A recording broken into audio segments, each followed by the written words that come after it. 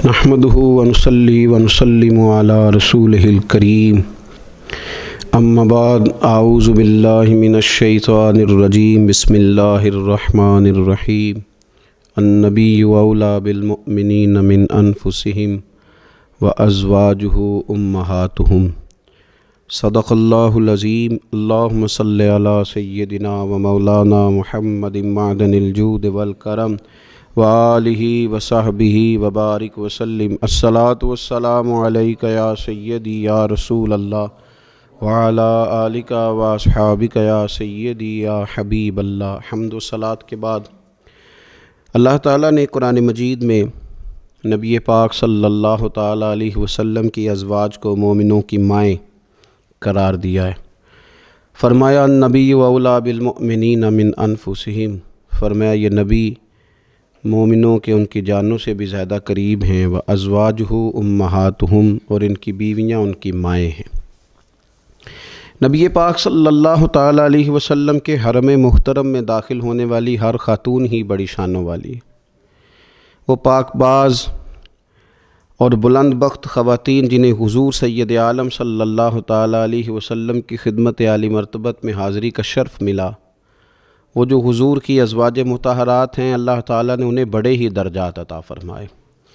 لیکن ان خواتین میں سے سیدہ خدیجۃ الکبریٰ رضی اللہ تعالیٰ عنہا، سیدہ عائشہ صدیقہ رضی اللہ تعالیٰ عنہا انفرادی شان رکھتی ہیں، باقی تمام بھی کئی شانوں میں منفرد ہیں، کئی مقامات میں منفرد ہیں۔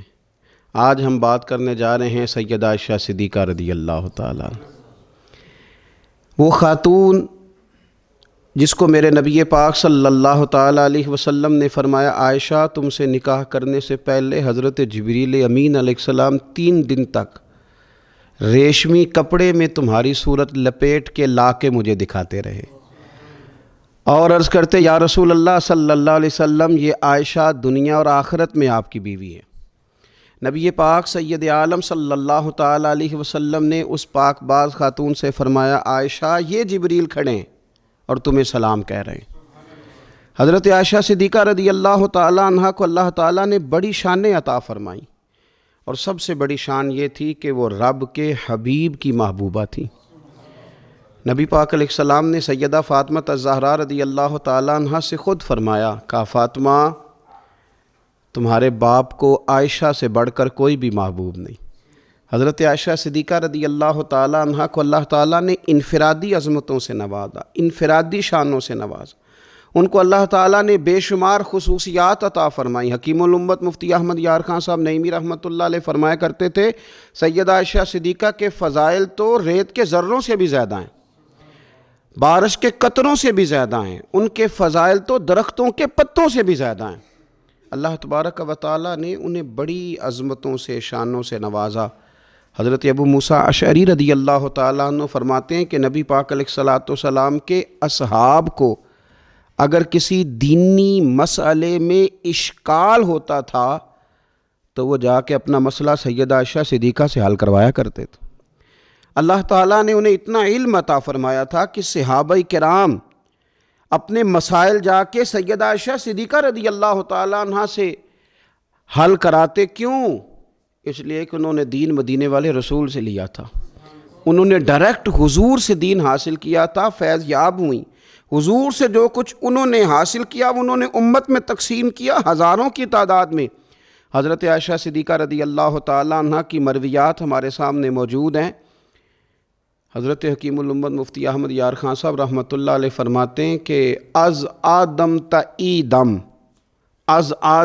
ایدم یعنی جناب آدم علیہ السلام سے لے کر آج تک کائنات میں حضرت عائشہ صدیقہ رضی اللہ تعالیٰ عنہ سے بڑی عالمہ فاضلہ خاتون کوئی نہیں ہوئی۔ انفرادی علم اللہ تعالیٰ نے انہیں عطا فرمایا، لوگ ان سے مسائل پوچھتے، لوگ ان سے بات کرتے، پھر علم تھا، اور علم کے ساتھ اللہ تعالیٰ نے انہیں تقوی کی توفیق عطا فرمائی تھی۔ صحبت مصطفیٰ کریم علیہ السلام کی برکت سے ان کے اندر اللہ تعالیٰ نے وہ خوبیاں جو تعلیم امت کے لیے اور ہماری اس ماں کی وہ شانیں جن پر ان کی اولاد عمل کرے تو وہ اللہ کے قریب چلی جائے۔ حضرت عروہ بن زبیر رضی اللہ تعالیٰ عنہ فرماتے ہیں کہ یہ عجیب سخی خاتون تھی، 70,000 دینار میں نے ان کے ہاتھ میں دیکھے، سارے انہوں نے اللہ کے راستے میں خیرات کر دیے، لیکن جب میں نے ان کے اپنے کپڑے دیکھے تو ان کو پیوند لگے ہوئے تھے۔ 70,000 دینار خیرات کر رہی، اپنے کپڑوں کو پیوند لگے ہوئے۔ 1,00,000 دینار ان کے پاس تھا۔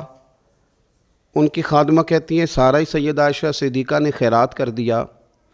میں نے کہا اماں جی کو 1 دینار رکھ لیتی ہیں، آپ کا روزہ تھا، میں کچھ کھانا لے آتی، آپ کھا لیتی۔ تو فرمانے لگیں کہ پہلے یاد کراتی تو شاید میں رکھ لیتی، تو سب بانٹ دیا اللہ کے راستے میں۔ حضرت عائشہ صدیقہ نے یہ اثار حضور سے سیکھا، امت کو سکھایا۔ فرماتی ہیں ہم کوئی مجبور تھے فاقے کرنے پر؟ حضور کے در دولت پر تو خدا کے فضل سے بڑی نعمتیں آتی تھیں، لیکن حضور ساری ہی رب کے راستے میں خیرات کر دیا کرتے تھے۔ ان کے اندر پھر اتنا اثار کا جذبہ پیدا ہوا، اتنا انہوں نے ساری زندگی اتنی خیرات کی، اتنا اثار کیا کہ گنبد خضرا کا وہ حجرہ نور جس میں حضور علیہ السلام کا وہ نورانی مزار ہے جس پر 70,000 فرشتے صبح درود و سلام پڑھتے ہیں، 70,000 شام کو پڑھتے ہیں، وہ حضرت عائشہ صدیقہ کی ملکیت تھا۔ سیدہ عائشہ صدیقہ رضی اللہ تعالیٰ عنہ فرماتی ہیں اس میں حضور کی مقدس تدفین ہوئی، پھر میرے والد حضرت سیدنا ابو بکر صدیق کی تدفین ہوئی، پھر ایک قبر کی جگہ باقی تھی میں نے اپنے لیے رکھی ہوئی تھی۔ لیکن قربانی کا جذبہ ایسا تھا، اثار کا جذبہ ایسا تھا کہ جناب عمر کو زخم لگا، انہوں نے اپنے بیٹے کو بھیج کے کہا کہ اماں جی سے پوچھو میرا بھی دل کرتا ہے کہ میں حضور کے قدموں میں سیدنا صدیق اکبر کے پہلو میں لیٹ جاؤں۔ حضرت عبداللہ ابن عمر کہتے ہیں میں نے جا کے کہا تو وہ رو پڑی، کہنے لگی کوئی اپنی قبر کی جگہ کسی کو نہیں دیتا، پر عمر سے کہنا جاؤ میں نے تمہارے لیے اثار کیا۔ اتنا جذبہ قربانی کا ان کی طبیعت میں پیدا ہوا، اور پردے کا یہ حال تھا۔ امت کی بیٹیوں کو انہوں نے با پردہ اور باوقار رہنے کا یہ انداز بتایا کہ سیدہ عائشہ صدیقہ فرماتی ہیں حضور سید عالم علیہ السلام میرے حجرے میں تدفین ہوئی، حضور کا وصال ہوا، وہیں دفن ہوئے، تو میں بغیر پردے کے جاتی تھی، حضور میرے شوہر ہیں۔ اور پھر جب وہاں جناب صدیق اکبر کی قبر مبارک بنی تو وہ میرے والد تھے، میں بغیر پردے کے جاتی تھی۔ اور جب وہاں حضرت عمر رضی اللہ تعالیٰ عنہ کی قبر بنی تو پھر میں نے پردہ کر کے جانا شروع کیا، اس لیے کہ عمر میرے لیے محرم نہیں تھے، میں پردہ کر کے جاتی تھی۔ تو حضرت عائشہ صدیقہ امت کی بیٹیوں کو بتاتی ہیں کہ میں تو مزار پہ جاؤں تو پردہ کر کے جاتی ہوں، میں تو حضرت عمر کے مزار پہ جاؤں تو پردہ کر کے جاتی ہوں، اور تم بغیر پردے کے بازار چلی جاتی ہو، وہاں تم چلی جاتی ہو، سر عام چلی جاتی ہو۔ یہ معیار دیا حضرت عائشہ صدیقہ رضی اللہ تعالی عنہا نے امت کی بیٹیوں کو۔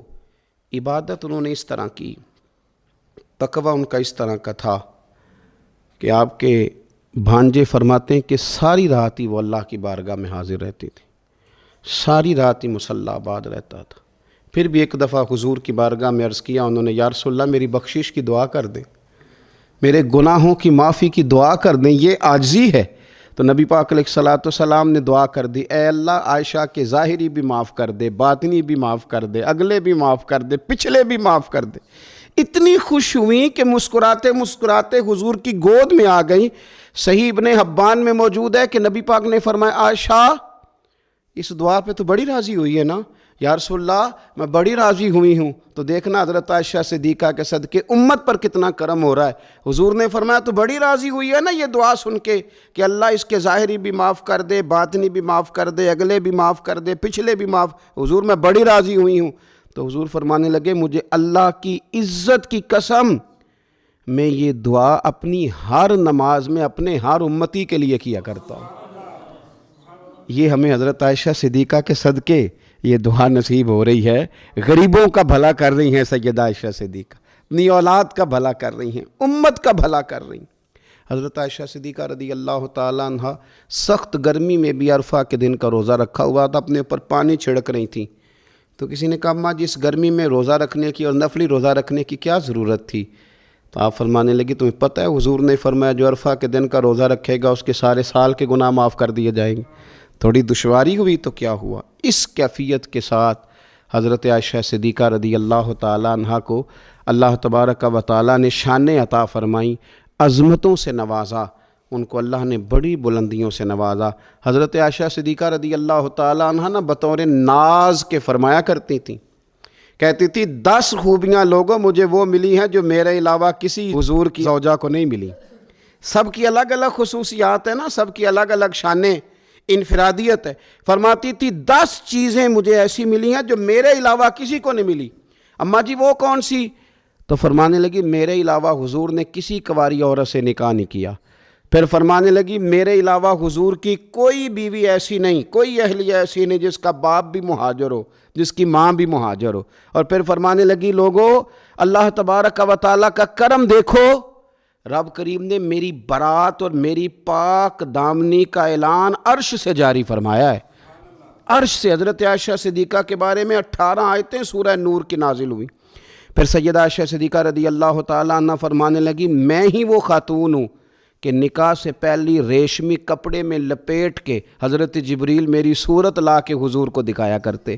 پھر فرمانے لگی میں ہی وہ عورت ہوں، میں ہی وہ حضور کی اہلیہ ہوں کہ جس برتن سے حضور غسل کرتے تھے مجھے بھی اسی سے غسل کرنے کا شرف حاصل ہو جاتا تھا۔ پھر فرماتی ہیں لوگو یاد رکھو میں ہی نبی پاک صلی اللہ تعالیٰ علیہ وسلم کی وہ بیوی ہوں کہ میں حضور کے سامنے سوئی رہتی تھی، حضور تہجد کی نماز پڑھتے رہتے تھے، گویا جو انوار و تجلیات تہجد کے وقت وہاں نازل ہوتے تھے مجھے بھی اس میں سے خیرات ملا کرتی تھی۔ حضرت عائشہ صدیقہ رضی اللہ تعالیٰ عنہ فرماتی ہیں یہ میرا ہی مقام ہے کہ حضور میرے بستر میں ہوتے تھے اور حضور پر وحی نازل ہو جایا کرتی تھی۔ پھر ارشاد فرماتی ہیں کہ نبی پاک صلی اللہ تعالیٰ علیہ وسلم نے مجھے ہی وہ مقام دیا کہ حضور کا نورانی وجود میری گود میں تھا جب نبی پاک نے وصال فرمایا۔ فرمانے لگی میں ہی وہ خوش نصیب ہوں کہ میری باری تھی جب میرے نبی پاک کا وصال ہوا۔